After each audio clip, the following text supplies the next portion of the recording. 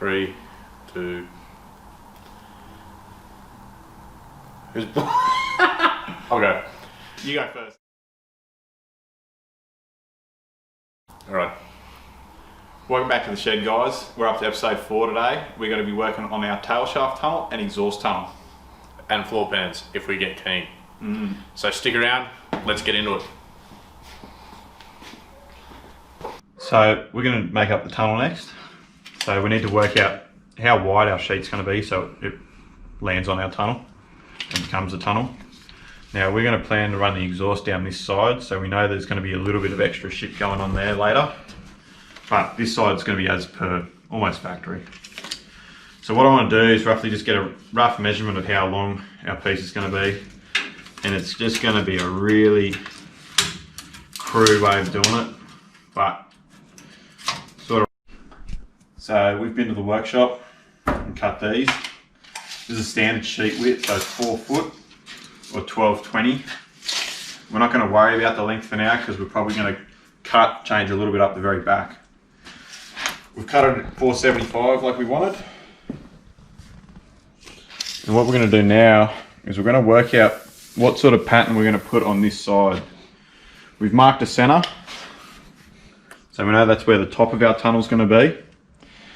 This is going to be our passenger side and this is going to be our driver's side. So we want to put some sort of rectangle or circles. We're not quite sure what we're going to do just yet, but we're going to work it out. We're going to plot something out here in Texter first, and then we're going to bead roll it up.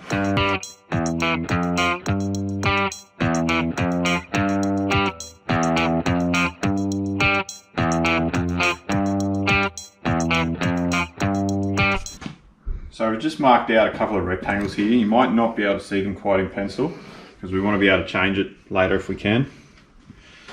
We actually want to put a radius in the corners. So instead of just freehanding it or doing something stupid, just found something with a nice close radius that we want to use. We're just going to line it up in our marks and trace it on.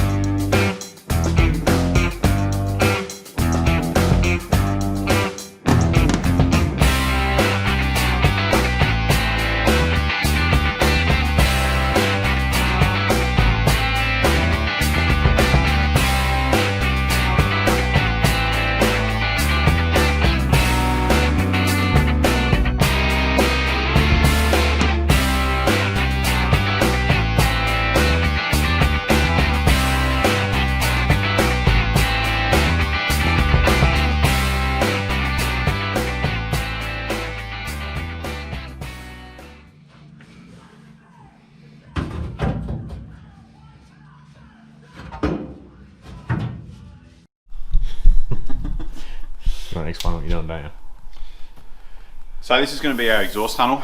We're going to bead roll a very similar pattern into them like we did with the tail shaft tunnel.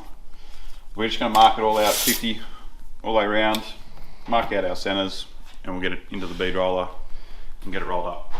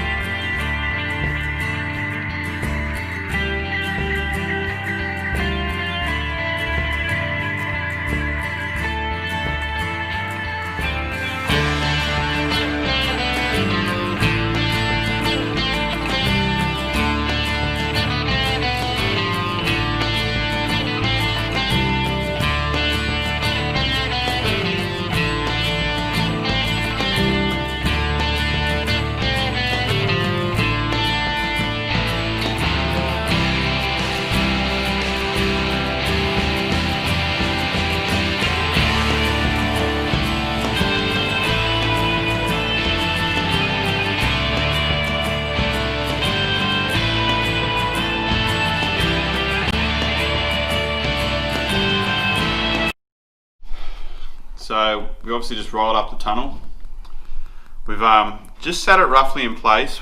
We just need to mark the back here. There's a little bit more of this rear floor pan we need to take out. So we're going to get that out. And then we'll actually bring it back to 70, 100 mil sort of thing to where it needs to sit. And then we'll start doing a bit more vital fitment, get it a bit tighter. We'll probably end up trimming the tail shaft tunnel a bit more so they all tie in nicely. As that gets toward the whole length. Sucker.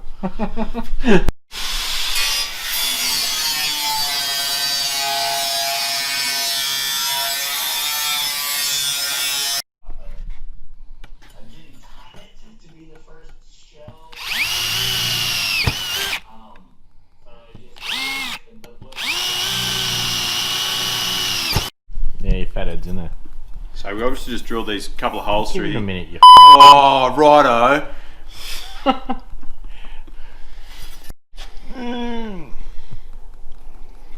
So we've just drilled all these holes that we're actually going to plug weld up. The exhaust passes through here, but we didn't want to leave the tunnel open. So what I'm going to do is just clean up all these little burrs on the back. All I'm going to use is a countersinking bit. This is nothing fancy. It might look fancy, but it's not.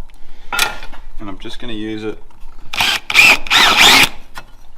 just to knock most of that off.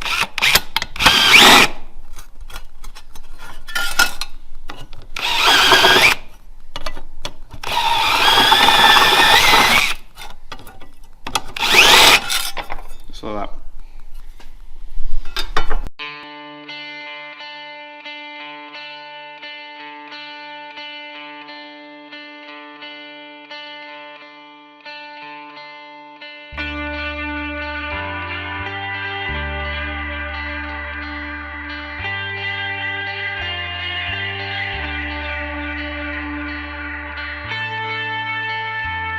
We're up to, we'll just put this patch in to seal the central torque tube up.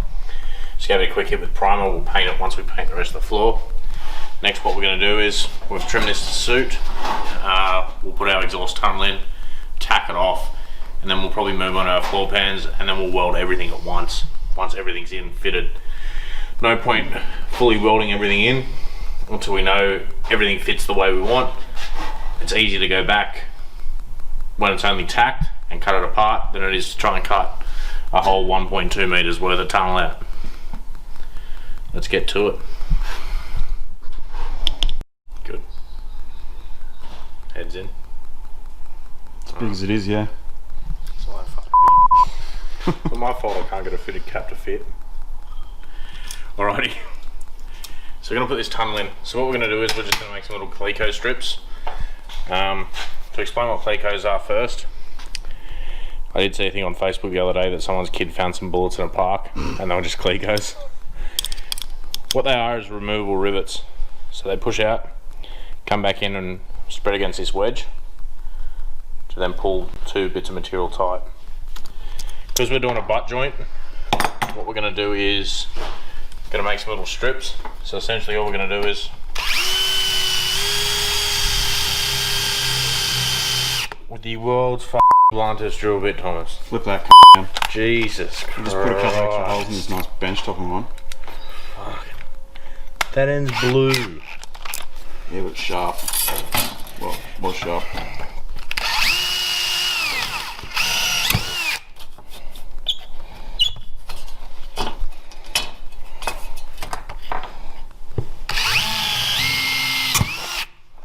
Then we'll just cut that with the grinder. And what we'll be able to do is put some holes in our tunnel, be able to push that through, pull the two pieces together, just to hold it while we tack each side of it.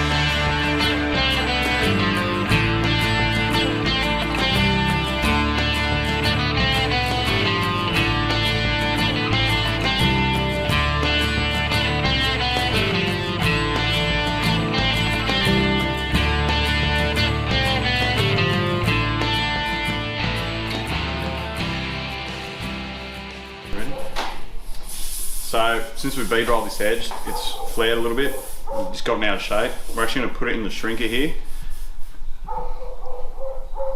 We're just going to shrink these areas and pull it back into straight, and it'll actually pull itself flat, hopefully. Hopefully.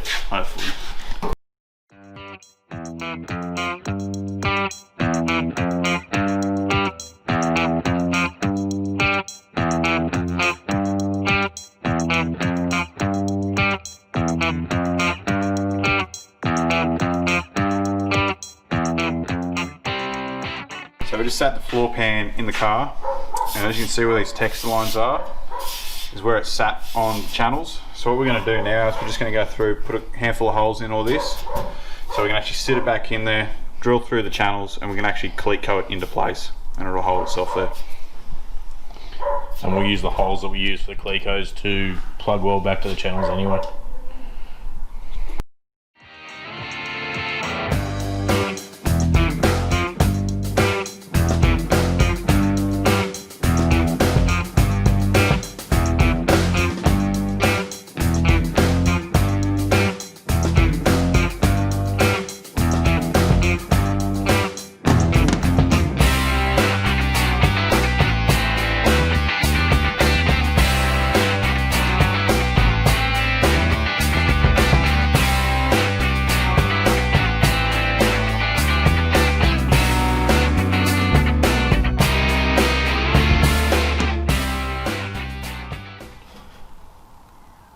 Alright, so we're going to start welding this tunnel together today. I'm actually going to go along and tack beside all our little cleat coat joiners here. Once I've done all those, I'm going to hammer and dolly a little bit, and then I'm going to divide it up again and tack in between all those, and again and again and again. I'm going to work all the way into my tacks, probably about 5 to 6 mil apart, at a pretty rough estimate. It's not going to be a perfect measurement. Once I'm there, I'm going to start looking at getting this floor pan in, and then start looking at tacking the tunnel to the floor pan and to the floor pan to the original pans. Do all the plug welds and start removing some of these cleat coats so we can actually start on the driver's side as well. So let's get into it.